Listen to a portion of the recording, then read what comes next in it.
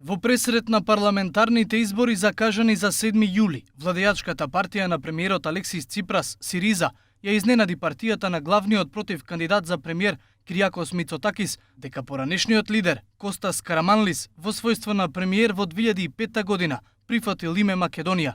Караманлис ја предводеше партијата Нова демократија од 2000 до 2009 година.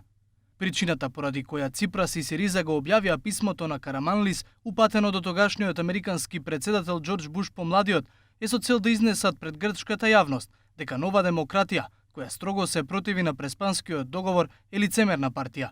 Според писмото, клучно е што Караманлис ја прифаќа двојната формула како појдовна основа за конечно решение на спорот за името, а Македонија да не го менува уставот.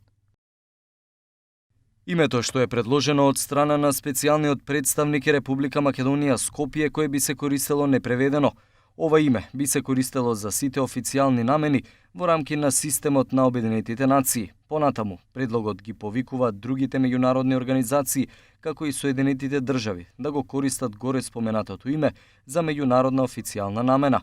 Уставното име Република Македонија ќе продолжи да се користи за внатрешна намена во рамки на ФИРОМ, што значи дека нема да има уставни измени, што би можеле да имаат негативни несакани ефекти на Охридскиот договор од 2001 година, што е потребно.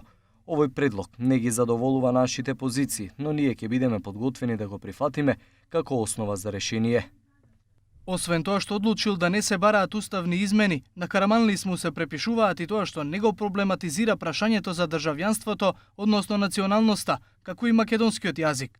Но Преспанскиот договор постигнат меѓу владите на Алексис Ципрас и Зоран Заев од самото потпишување е трн во око и политичка алатка во јавниот дискурс за опозициите и во Македонија и во Грција. Првиот македонски опозиционер, Христијан Мицкоски, во бројни јавни настапи, договорот го има карактеризирано како капитулантски, додека неговиот грчки колега Мицотакис со слична реторика издействува фаворитска улога за премиерската фотелја, притоа добивајќи ги и европските избори и локалните.